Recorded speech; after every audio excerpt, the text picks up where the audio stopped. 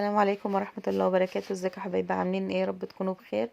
رجعت لكم فيديو جديد وان شاء الله النهارده معانا طريقة عمل كفتة الرز.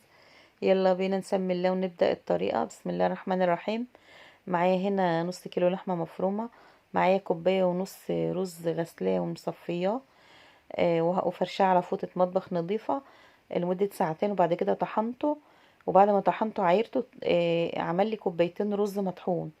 معايا هنا ربع كوباية مية هنزل فيها ببصلة صغيرة متقطعة وخمس فصوص توم، ومعايا شبت وبقدونس وكزبرة فرماه فرم ناعم، نزلت بهم في الخلاط ضربتهم خليتهم زي العصير، يعني ناعم قوي زي العصير بالظبط. وهنا هقسم الخليط ده نصين، نص هسيبه في الخلاط وهبتدي زي ما انتوا شايفين كده هنزل باللحمة فيه، اعيد فرمها تاني حتة حتة كده، هنزل في النص التاني ده حتة حتة. الطريقة دي حلوة قوي للي ما عندوش كبة، ممكن يعني يجرب طريقة الخلاط دي. انا كنت جربت طريقة الخلاط دي في الطعمية وطلعت بصراحة تحفة. انا بضرب شوية شوية لما اخلص الكمية كلها. ما تقلقوش خالص من الربع كوباية مية ده، مش بتبان ولا وتقولوا بقى ان هي تبقى سايلة وهتفك، لا، ما اصلا الرز بيشربها، الرز المطحون ده بيشربها، وبتبقى الكفتة جامدة ماسكة نفسها برضو جامدة. بعجن العجينة، بنزل بالرز ده شوية شوية كده، الرز المطحون، وبفضل اعجن فيها اعجن فيها لما تتسمغ وتتشمع وتبقى زي كتلة واحدة كده زي العجينة، ما تبقاش مفروطة. هي كده تمام، وده القوام المناسب لها. هحط في طبق زيت وهصبع بقى، بس قبل ما اصبع لسه هضيف البهارات. معايا هنا البهارات بابريكا وفلفل اسود وملح وكمون وكزبرة ونص معلقة بهارات اللحمة، ده اللي انا حطيته في الكفتة. اللي ما عندوش بهارات لحمة عادي ممكن يستغنى عنها يعني.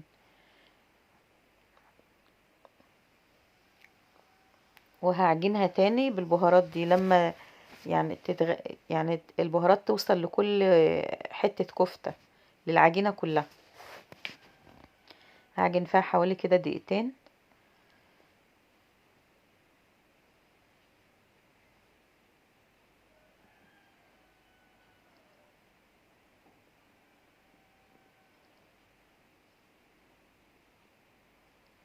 هبتدي اصبعها. انا هنا مصبعه الصوابع كبيره شويه عشان عامله حساب ان هي هتكش في الزيت، الكفته عموما بتكش. في الوقت ده انا كنت حاطه طاسه فيها زيت غزير على النار، لازم الكفته تنزل في زيت سخن وصل لدرجه الغليان، علشان لو الكفته نزلت في زيت بارد بتفك، يعني ممكن تلاقيها عايمه في وسط الزيت كده. هنا اهي سخنة واصلة لدرجة الغليان. حمرت الكمية كلها، يعني هي طاسة ما شاء الله كبيرة خدتهم كلهم. هنا في الحلة ديت هنزل ببصلة مفرومة عليها فصين توم مهروسين في زيت، واول ما يصفروا هنزل عليهم بالطماطم، المعجون الطماطم. الحلة دي للصلصة اللي انا هحط فيها الكفتة. هي كده خدت اللون ده، الكفتة خدت اللون ده اللون اللي بيبقى بتاعها يعني. هشيلها كلها. ما شاء الله الكفتة دي بتفكرنا بأيام زمان، وطعمها بصراحة حلو. جربوا الطريقة ديت اللي ما عندوش كبة يتجرب طريقة الخلاط دي. هنا انا في الحلة ديت حطيت زيت علشان هحمر الشعرية، احنا هنعمل معاه رز على الشعرية.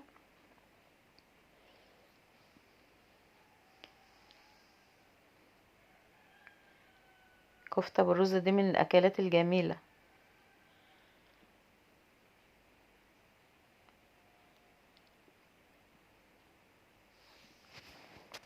هحمر الشعرية وهنزل بالرز اديله تقليبه حلوه كده وهحط احط الملح واغطيه يستوي.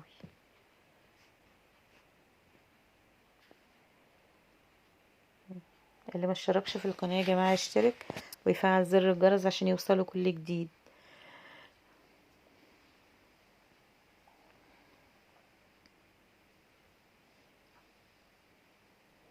هنا انا بحط البهارات في الصلصه، حطيت فلفل اسود وملح وحطيت مرق الدجاج لان انا ما عنديش شوربه، انا هستعمل ميه.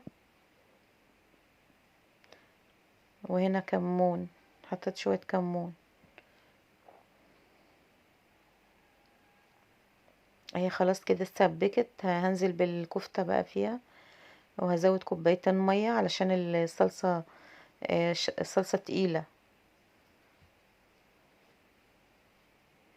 هديها تقليبه حلوه كده وهنزل بكوبايتين ميه واسيبها لمده ربع ساعه على النار لما تستوي خالص. هي كده استوت ما شاء الله، طعمها حلو وطعمها حلو قوي بصراحه.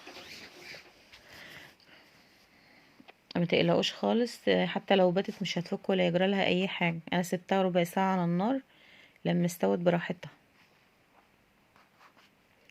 يا رب وصفاتي تعجبكم. السلام عليكم ورحمه الله وبركاته.